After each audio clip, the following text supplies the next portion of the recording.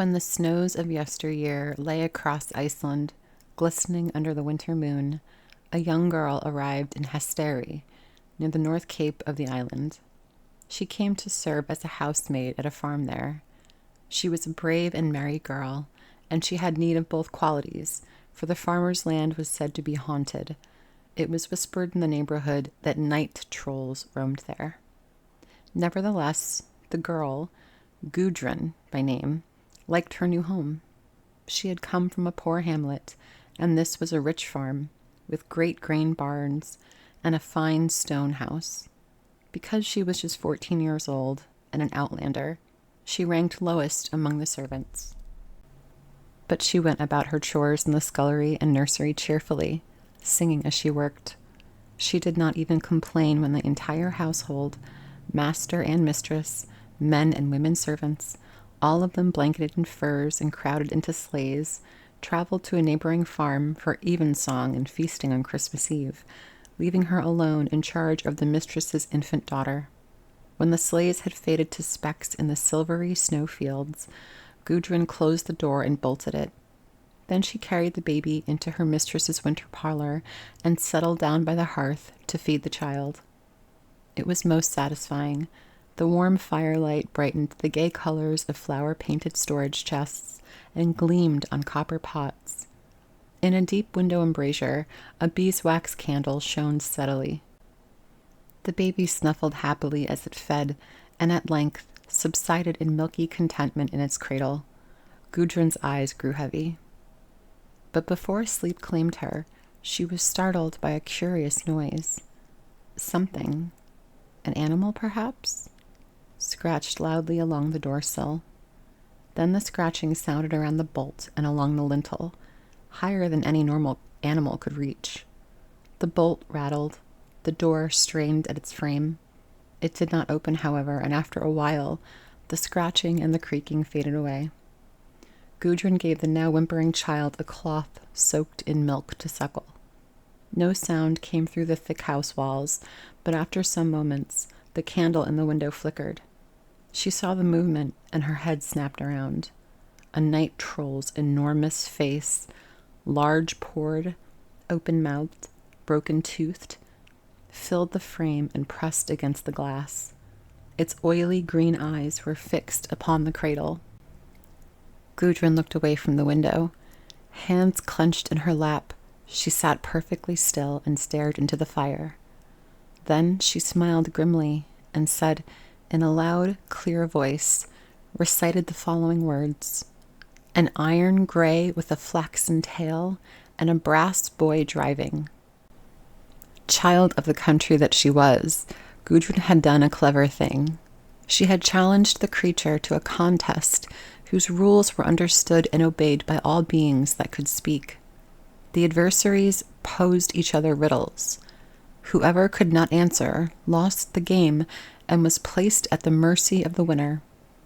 In a time when riddles were no more than children's games, it may seem strange now that a life could depend upon them. But in those days, when language was young and words were charged with magic, riddles, the first metaphors, were important rituals.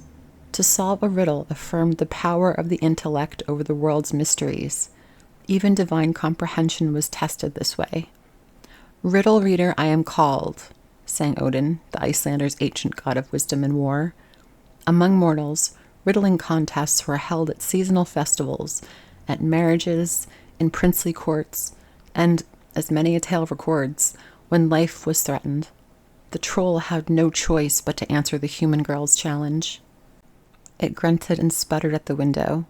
Then, in a grating voice, with the clumsy inflections of a mouth unused to forming words, it slowly answered.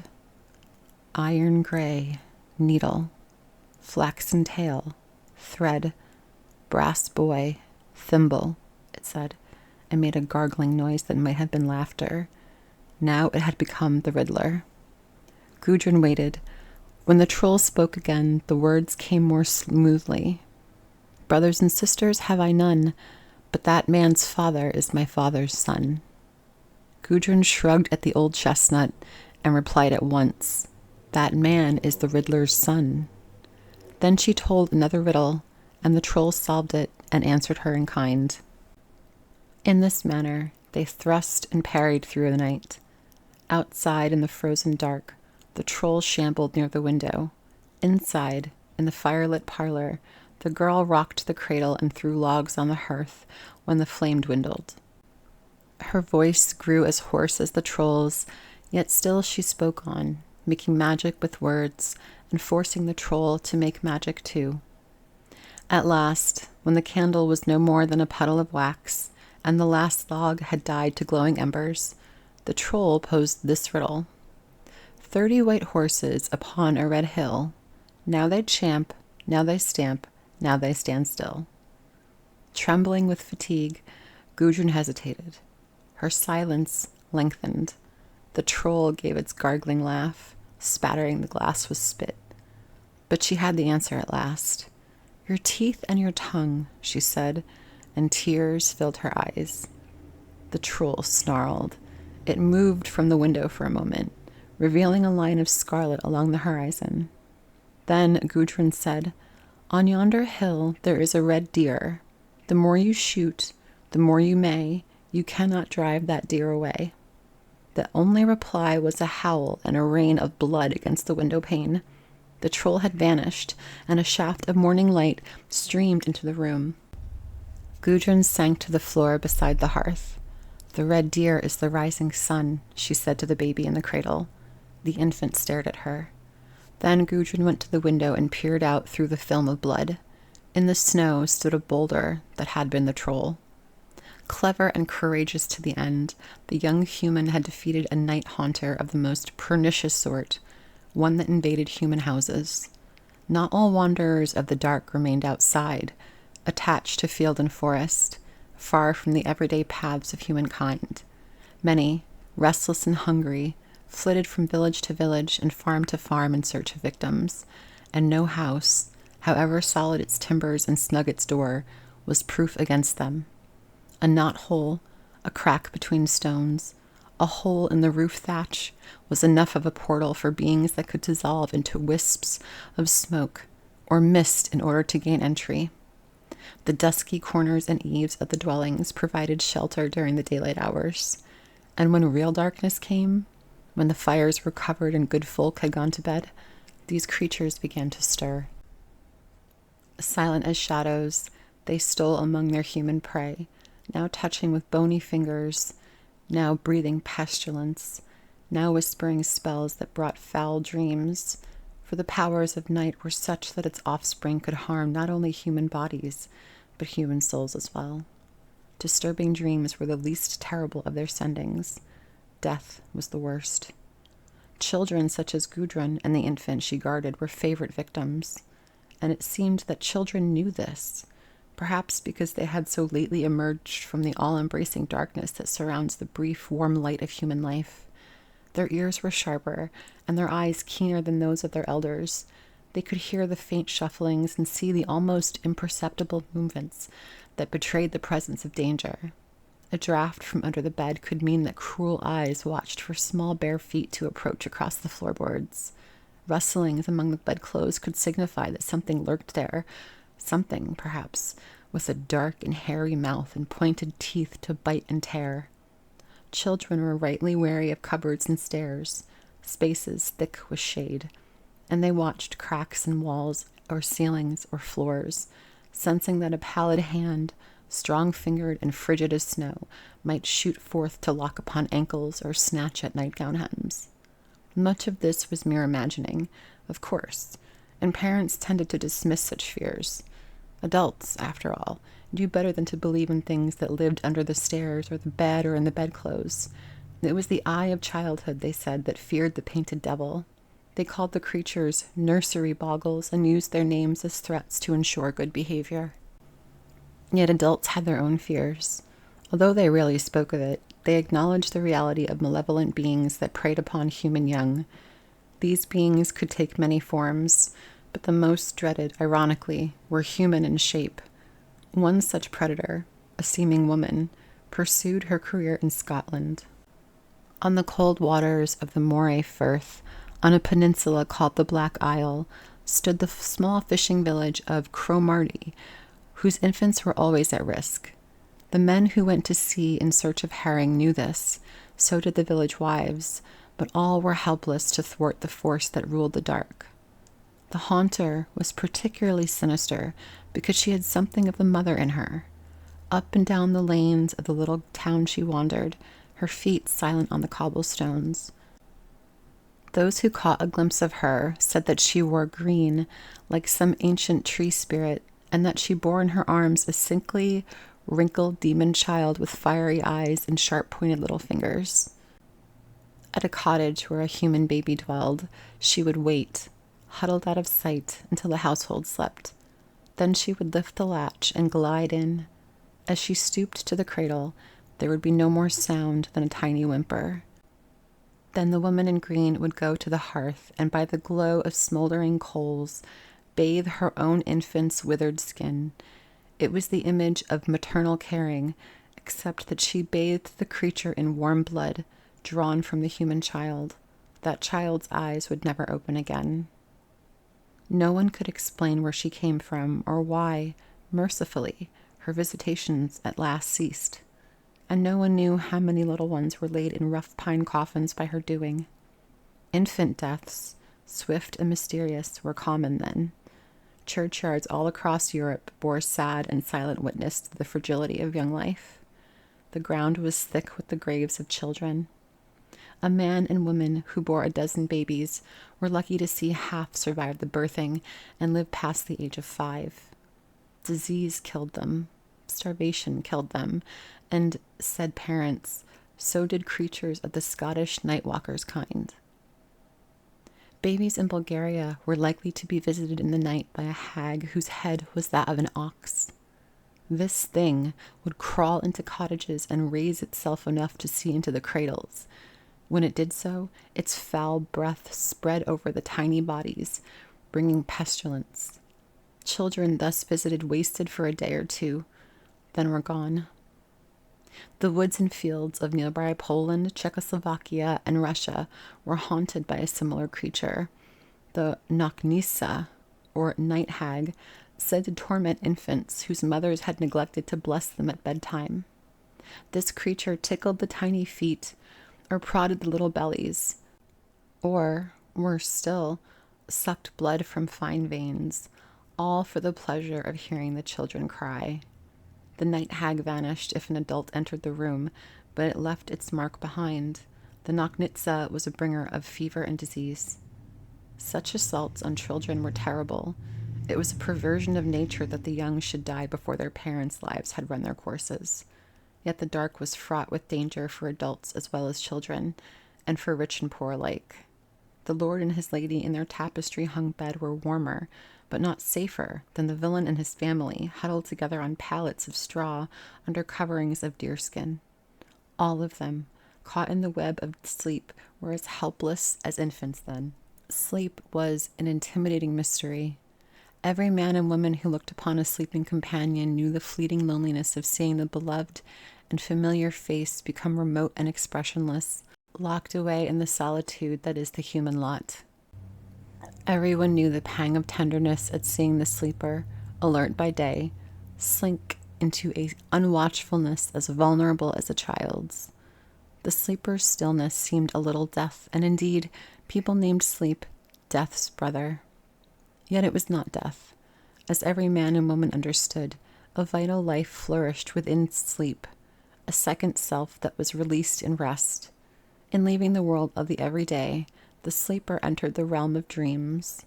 Within the motionless body, a cloud of images danced and played, magic shadow shapes that came and went like the wind. Freed from the bonds of dailiness, the soul's soared. As the Greek physician Hippocrates once said, when the body sleeps, the spirit wakes. And how did it wake and where did it go? What sent the sleeper on his enigmatic journey? People had many beliefs about this, not all of them frightening. Children said that dreams came from the Sandman, a sprite dressed in bright-colored silks who sprinkled dust on their eyes to make pictures in their heads. French children thought the dream giver was a woman called La Dormette. Their elders, however, said that freed from the prison of flesh and bone, the spirit left the body. In Serbia, wise folk believed that every night the spirits of the sleeping populace and of their dogs and cats and cattle sailed out cottage windows and chimneys and keyholes. Light as air, they soared high above the treetops and church spires, flying to lonely mountain tops. There, these spirits, called Zudaraks by the Serbs, engaged in furious battles with one another. The victors brought health and bountiful harvests to the sleepers whose souls they were. If a Zubadik perished in battle, however, its mortal body would never again awaken to the light of day. More commonly, it was thought that the dreamer's soul left the body visibly, as a vapor perhaps, or as a butterfly or a singing bird. In this guise, the soul went wandering, and its adventures were recalled as dreams, many of which came to be told as tales. One of the earliest was that of Guntram, a 6th century Frankish king. Guntram ruled a small territory in the mountains of the Lower Rhine, a kingdom carved out of the dissolution of the Roman Empire.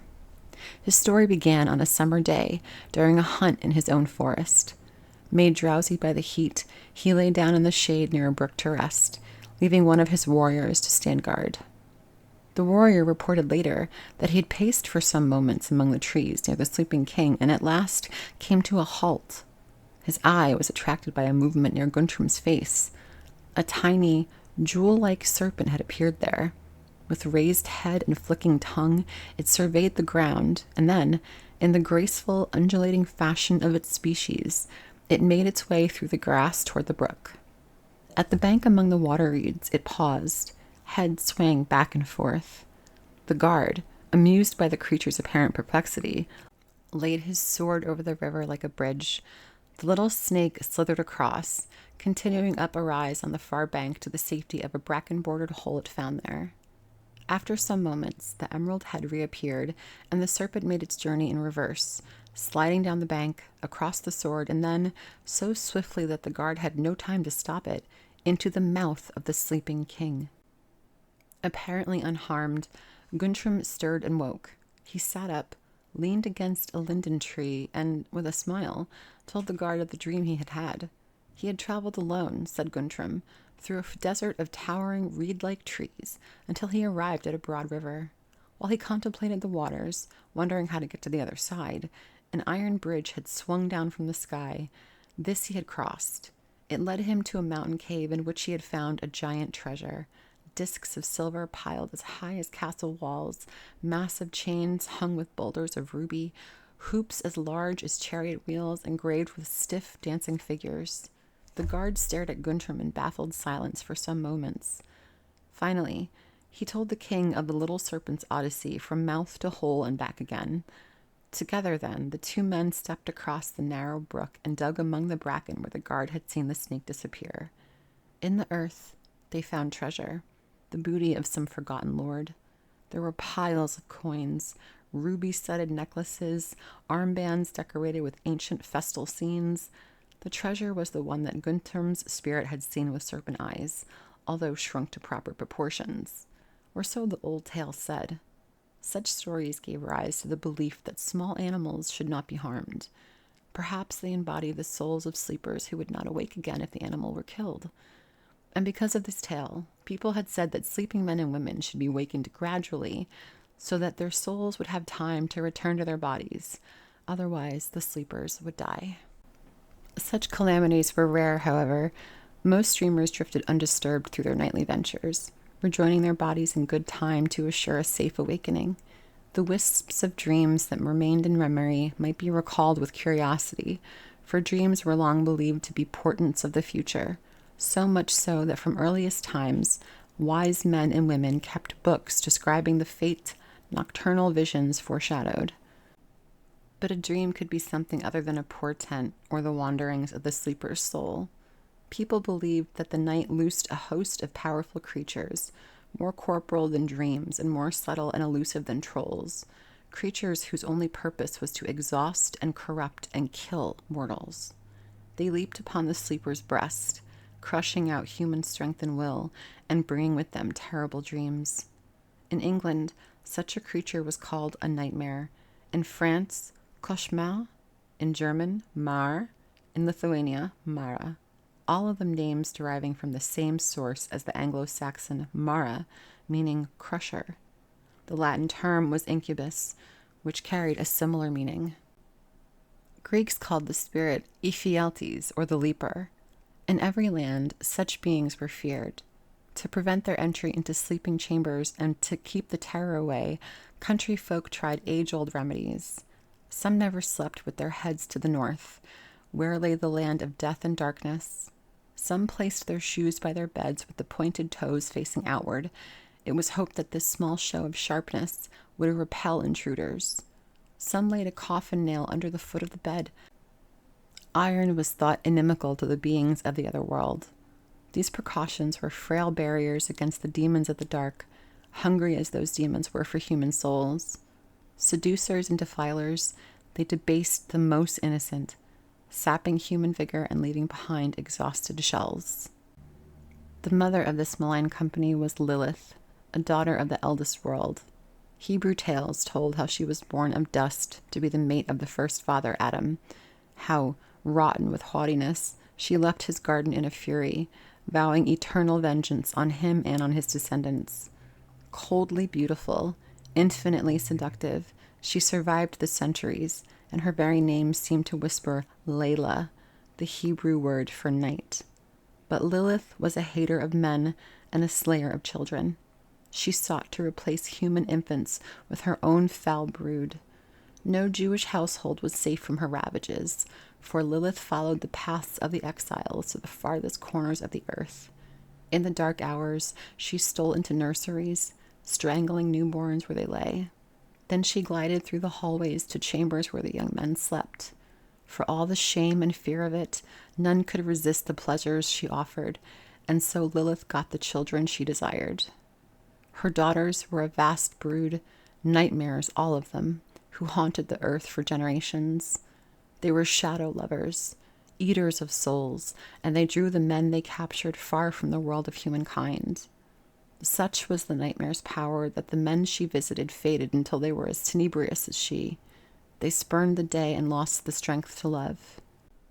In Norway, a nightmare spirit could enter a house in the soft shape of a cat, if she wished, or take the form of vapor and float in through a chink in the wall.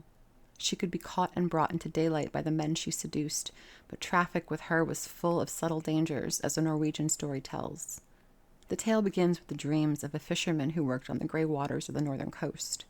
He was a young man, vigorous and red-blooded, from days in the cold salt air, but the time came when his eyes grew dull and his hands trembled.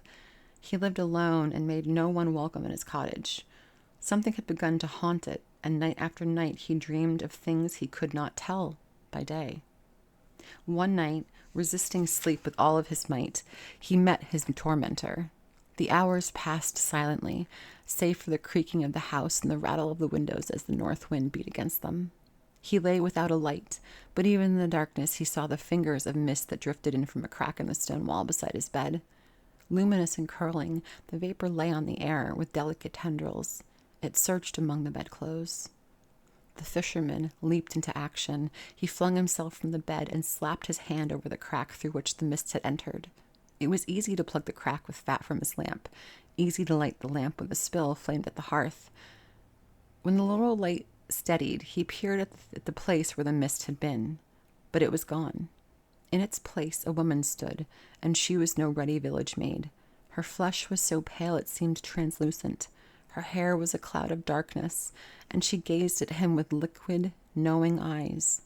The fisherman put out the light. In the morning, she still lay beside him, unsleeping and watchful, trapped by daylight. He told her roughly that since she had chosen to haunt him, she could serve him as a wife. She was pretty, he said, and she gave him pleasure. She could set to the work that other wives did. The woman obeyed silently, without demur, and the tasks he assigned were admirably performed. She cooked and mended the nets. With her white hands, she hung his catch of mackerel and herring over smoking, seaweed-lined pits to dry. His neighbors asked the fisherman where he had gotten his obedient wife from, but he rebuffed such questions sharply. Soon the matter was mentioned no more. Still, people did not fail to notice how the pale woman grew rosy and strong. They saw the small smile that trembled on her red lips when her eyes rested on the fisherman. As for him, each day he grew more sullen and withdrawn. He seemed to fade.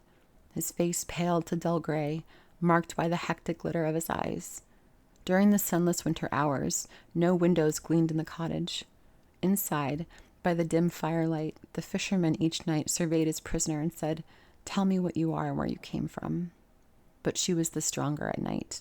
She smiled a secret smile at him and invariably replied, "I do not know." Then she beckoned, and helplessly he obeyed. The fisherman became wraith-like. He took to drink and to staring at his blooming captive with hate-filled eyes. Always he asked his nightly question, "Tell me what you are and where you came from." "I do not know." Anger saved the fisherman. One night, when he drunkenly asked his question and received his answer, he ignored the beckoning hand. Instead, he stumbled to the wall and with clumsy fingers picked at the hardened fat that sealed the chink beside the bed. When he felt the night air, he turned to the woman and mumbled thickly, "You entered by this portal, lady. Now leave by it." The woman trembled. Her pale flesh wavered and dissolved into vapor. Ribbons of the mist streamed upward and light as a sigh out the chink in the wall. The last the fisherman heard of his nightmare was a single, drifting, mournful wail that might have been the winter wind. The fisherman was very lucky. Made miserable by a plague of dreams, he had trapped the nightmare, not understanding that no mortal strength matched the hunger of a daughter of darkness. He had held the creature in his arms, and then, even as his death was brought near by doing so, had pulled free of her killing charms because of the drink-induced confusion of his senses. Not many shared his fortune. The eaters of souls were too strong, and their powers increased when, rather than arriving randomly, they came in answer to a summons. No one would ever issue such a summons intentionally, of course, but in those days the door of darkness was sometimes opened inadvertently. What turned the key was human grief. Bereaved men and women who mourned excessively and called upon their loved ones were apt to get an answer that put them at the gravest risk. In those days, words were so strong that they could bring murderous spirits into being. Such was the case in Hungary, where naming of the dead called forth demon lovers. The tales were much the same. A widow, perhaps, would mourn her husband and wish for even an hour with him again. That night, a bright star trailing a sparkling fire would arc across the blackness as the fabric of heaven were being rent. A man would appear before the widow, the very image of her dead husband. He was, however, no husband, but a resemblance, a seeming man inhabited by a demon's spirit. Then, and during the nights that followed, he would secretly tryst with her. In spite of her nocturnal joys, she would wither and fade until at last, if she did not discover the truth about her visitor, she would die and join the company of darkness. What killed her was a lidir, a spirit that lived on her love and pain. Only by recognizing the spirit for what it was could she avert such a fate. The means of recognition was a grotesque anomaly, hard to see in the dark, which indicated that her bed was shared not by her husband, by a lideric. One of its feet would be shaped like that of a goose.